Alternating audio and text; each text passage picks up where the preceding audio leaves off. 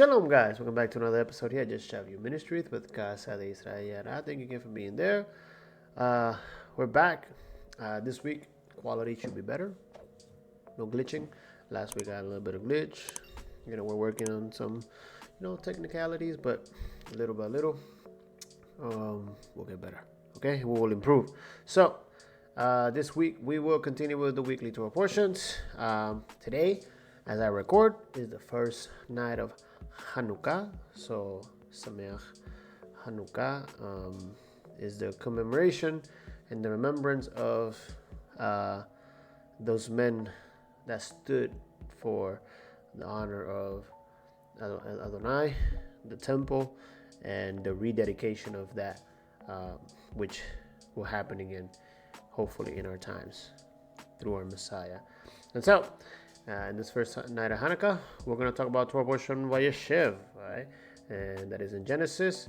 So, let's get started. So, like I said, this week's Torah portion is Vayeshev, and it is in Genesis 37, verse 1 to Genesis 40, verse 23. The Haftarah portion of the prophets is Amos, chapter 2, verses 6 to chapter 3, verse 8. And the Brit Hadashah, or New Testament portion, is Matthew, chapter 1, verses 1 through 6, and verses 16 through 25. Last week's Torah portion was Vayishlach, recounted how Jacob had wrestled with a mysterious angel before returning to the promised land to be reconciled with his brother Esau. No longer named Jacob, heel holder of Esau, but Israel, prince of God, or one that prevails with God. A transformed Jacob finally returned to Hebron to see his father Isaac.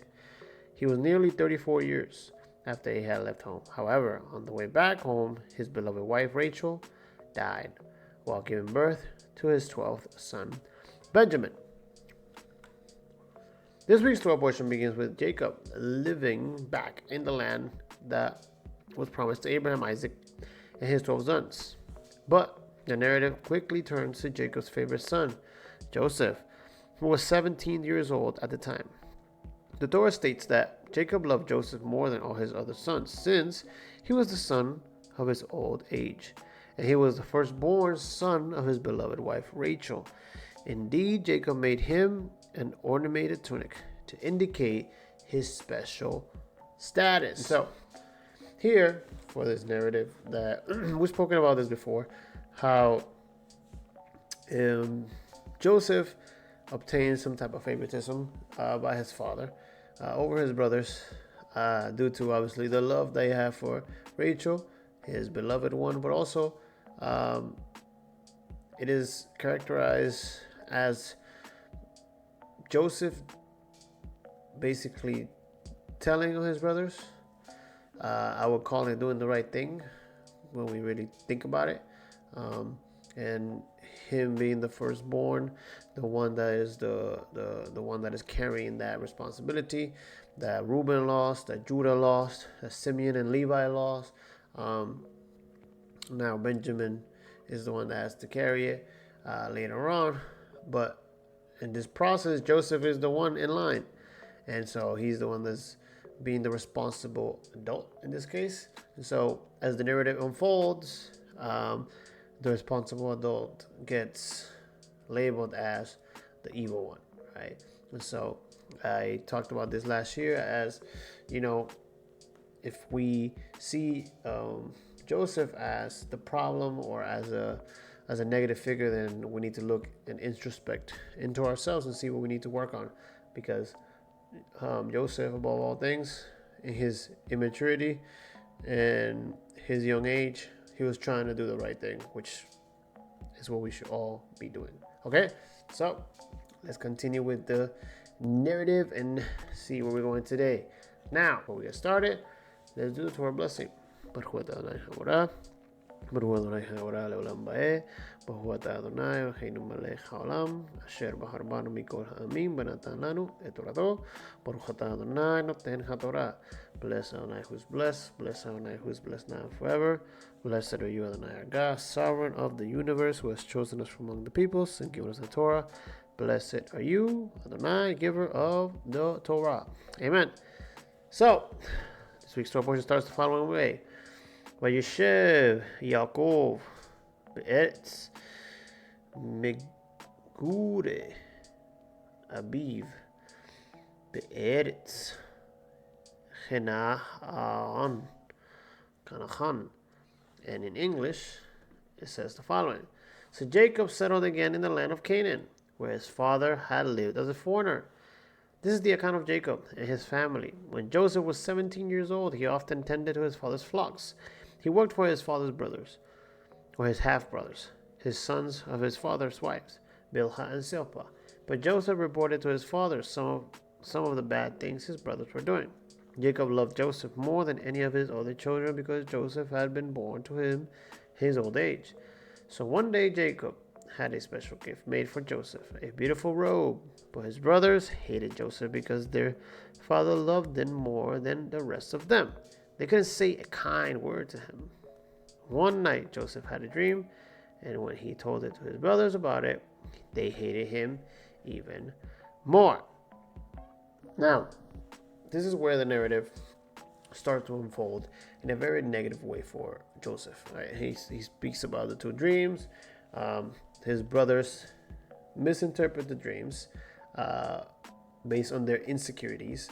And so Joseph doesn't do a great job delivering them, I would say, in a way. But overall, Joseph is doing the right thing, right? He's watching out for his father's honor. He's making sure that his brothers are aligned. And he's having visions from God in which he doesn't know how to interpret them, but they seem to hint to him being the leader, and obviously his father and his sons and his brothers following him and bowing down to him in some type of way, right? And so they get very negative about this, and they betray their brother, right? And you guys should be reading the Torah portion, and you should know what is transpiring behind the scenes, right? And then as they sell their brother, they plot to kill him before, and now Joseph, and what we're going to talk about today, finds himself in Egypt. Okay, so let's get to that. Let's get to the reading. So it says, Joseph in Potiphar's house. Now Joseph had been taken down to Egypt, and Potiphar, an officer of Pharaoh, captain of the guard, and Egyptian, bought him from the Ishmaelites who had taken him down there.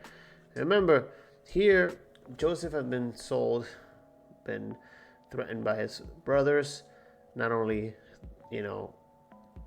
directly from his father and his mother and his stepmothers, but also from the descendants of Ishmael and Esau, right?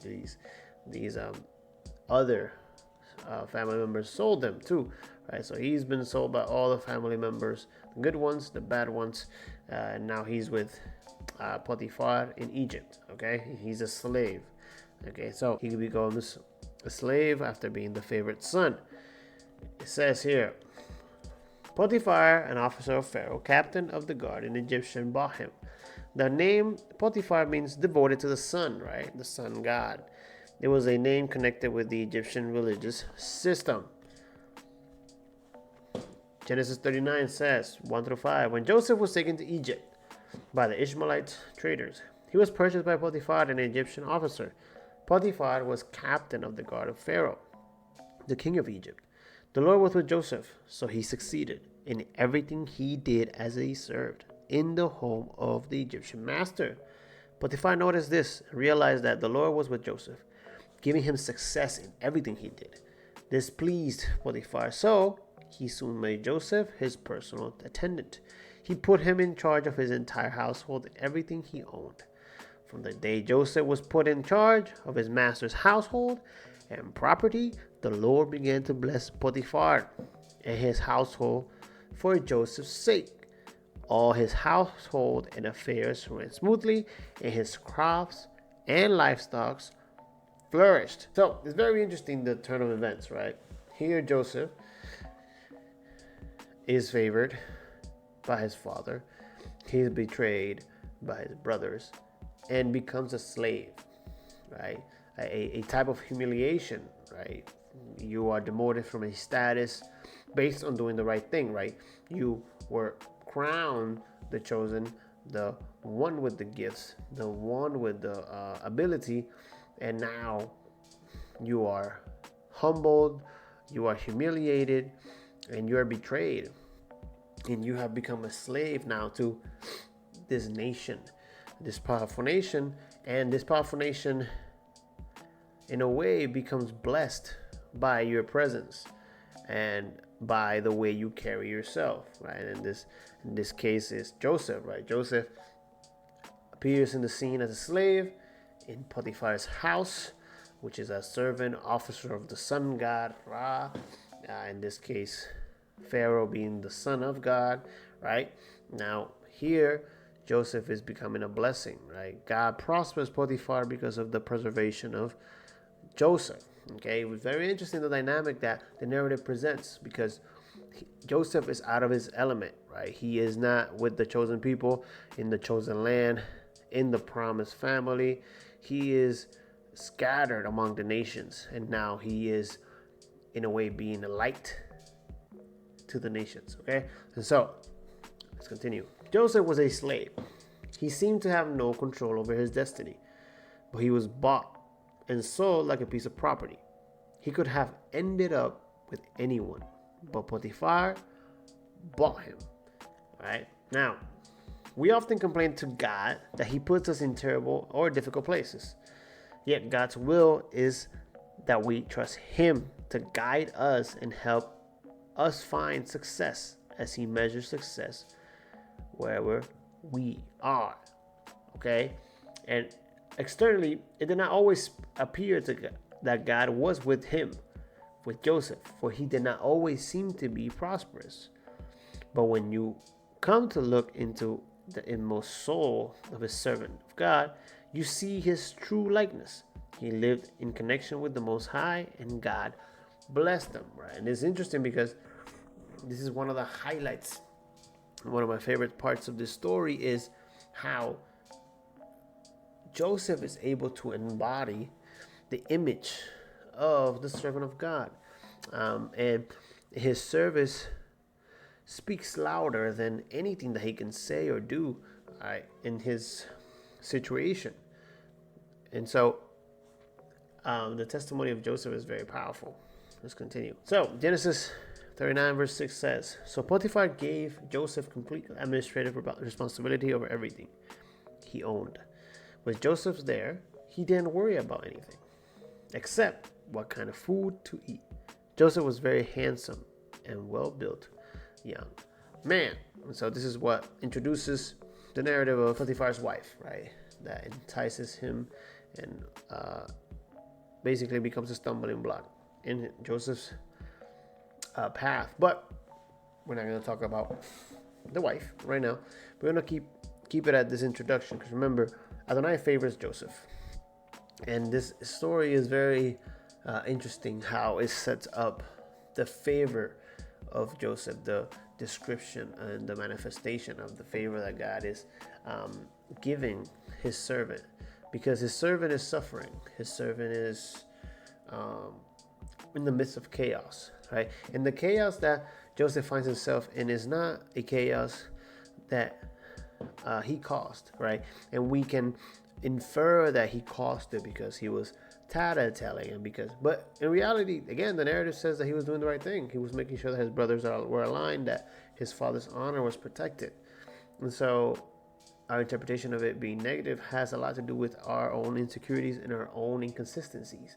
And so I love about this story of Joseph and his brothers is that in a way, in the beginning of this narrative, Joseph becomes a slave, but it's free.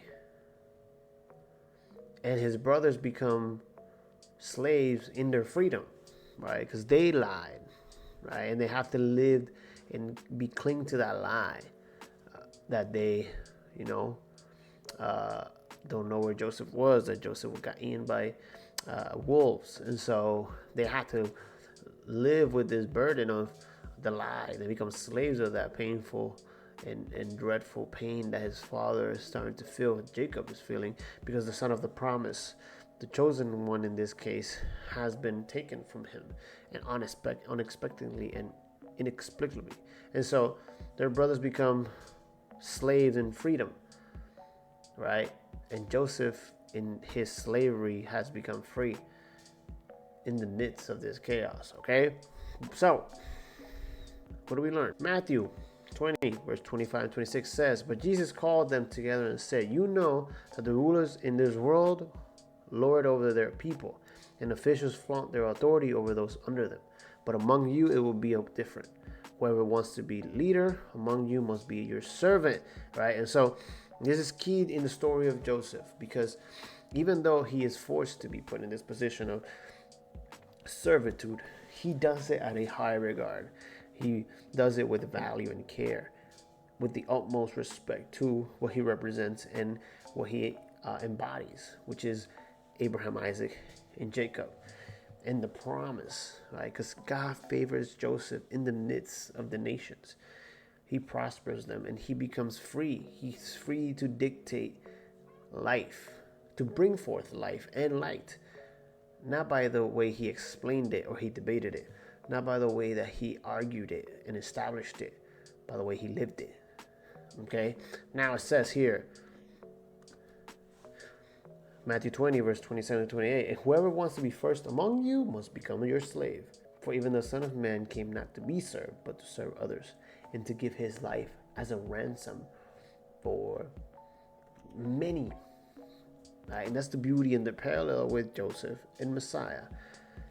That servant that is willing to give his life in the service of the higher mission, the preservation of life itself, not his own, but of many. The humbleness to understand that it's not about our light, it's about the light. You know, it's like the Hanukkah, right? There's a tradition. Some will argue it's pagan, some won't. Some will argue it's pagan. At the end of the day, the middle candle becomes a servant candle, which is the one that is lit first to light each candle each day of Hanukkah. Beautiful tradition. And that is what we do as light.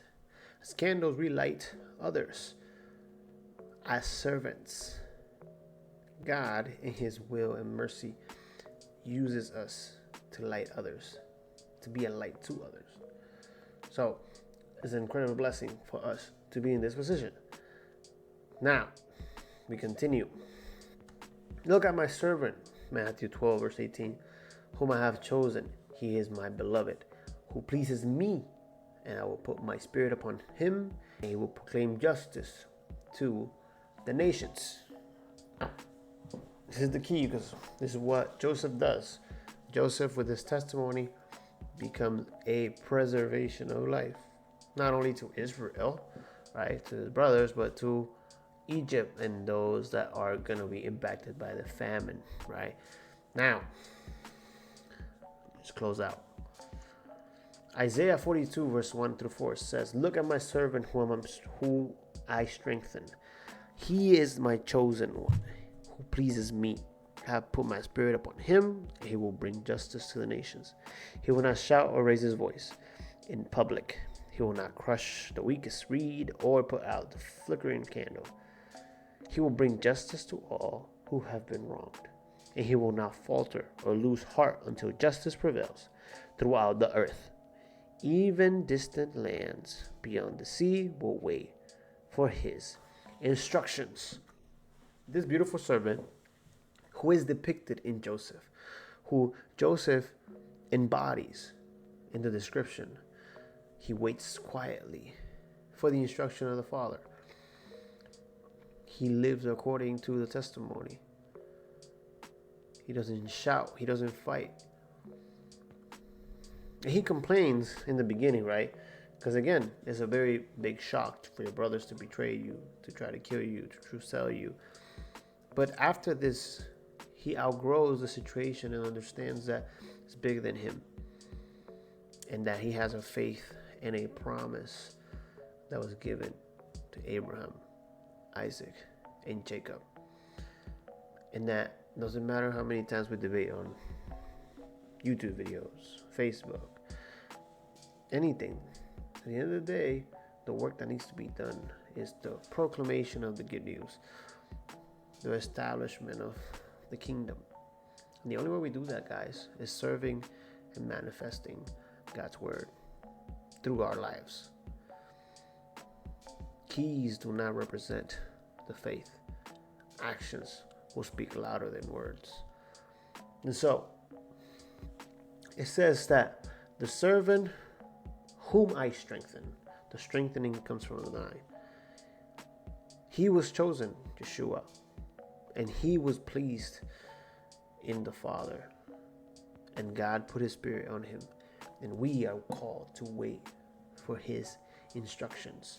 So, let's not raise our voice to shout in public. Let's not crush the weakest reed or put out the flickering candles.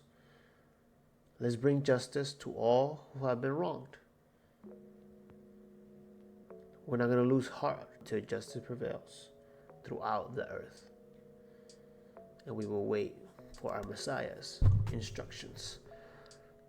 This is what Joseph did. And when the time came, he realized that what his brothers did was used to bless many nations. So, let's be a light. Let's let our light shine. I hope you guys enjoyed. Hope you learned something new. I hope it makes sense. I hope it sounds good. My new microphone. Hopefully it was not, good quality. Thank you for watching. Like I always say, like, subscribe. I hope you guys have a wonderful week, a wonderful Hanukkah. Light up all those candles. Have a beautiful time with your families. Let's rededicate ourselves. Let's focus. Let's silence and start living and acting according to our faith. Have a great week.